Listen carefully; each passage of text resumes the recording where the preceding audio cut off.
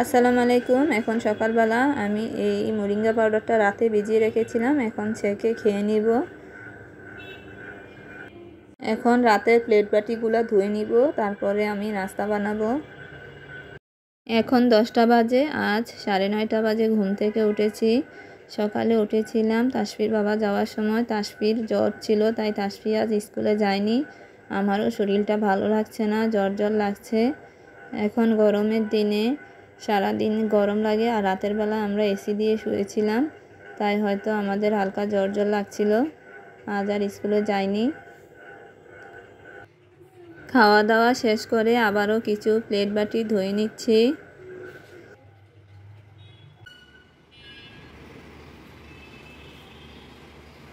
সকালের দিকে বৃষ্টি হয়েছিল, তখন আমরা ঘুমিয়েছিলাম।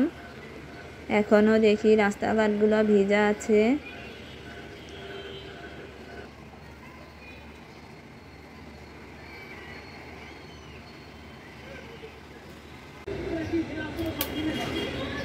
বারান্দাটায় অনেক ময়লা হয়েছে, ধুলাবালি। তারপরে গাছের ময়লাগুলো আমি পরিষ্কার করে দিচ্ছি, তারপর ঝাড়ু দিয়ে নিব। আমি এখন লিচু খাবো। এখন 12টা বাজে। আমি এই আমগুলো কেটে নর্মাল ফ্রিজে রেখে দিয়েছিলাম। আজ এগুলা দিয়ে আচার বানিয়ে নিব, তাই বেশি করে লবণ মাখিয়ে রাখছি। আচারের জন্য সরিষার গুঁড়া লাগবে, তাই এগুলা বেছে নিয়েছি। তারপর ব্লেন্ডার দিয়ে গুঁড়া করে নিব।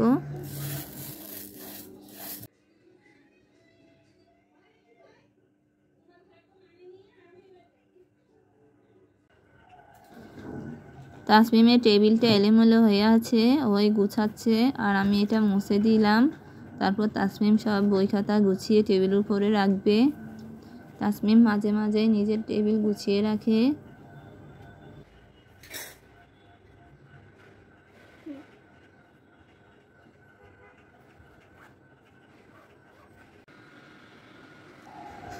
বিছানা ঝেড়ে নিয়েছি, তাসমিমের বই খাতা গোছানো শেষ। এখন আমি ঘর ঝাড়ু দিয়ে নিব।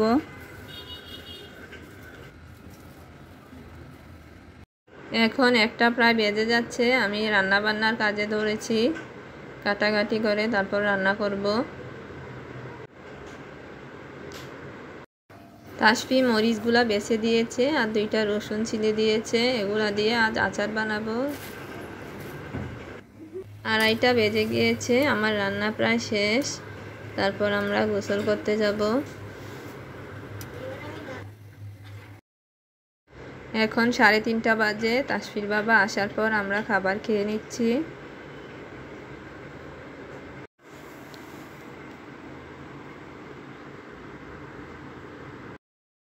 আসরের নামাজ পড়ে আসার সময় তাসমিমের বাবা আম নিয়ে এসেছে।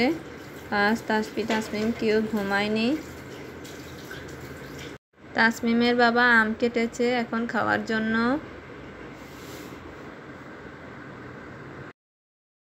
মাগরিবের নামাজ পড়ে আমি এই আমের পানিটা ছেঁকে রাখছি।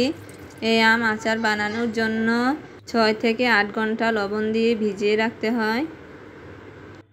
মাগরিবের নামাজ পড়ে এসে তাসমিমের বাবা ওদের জন্য পটেটো ওয়াজেস বানাচ্ছে। তাসমিম ওদের বাবার হাতের ফ্রেঞ্চ ফ্রাই, পটেটো ওয়াজেস এগুলা খেতে পছন্দ করে, তাই আজ বানিয়ে দিল। আজ ট্যাং দিয়ে শরবত বানিয়ে নিয়েছি, এখন সবাই খাবো।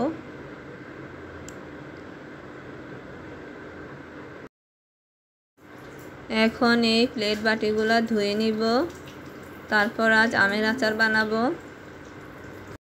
এখন 9টা বাজে, আমি আচার বানাচ্ছি।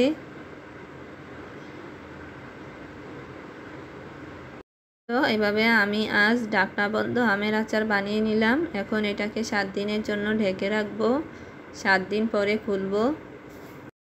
এখন এগুলা ধুয়ে নিব। আজ এই পর্যন্তই। সবাই ভালো থাকবেন, আমাদের সাথে থাকবেন। আল্লাহ হাফেজ।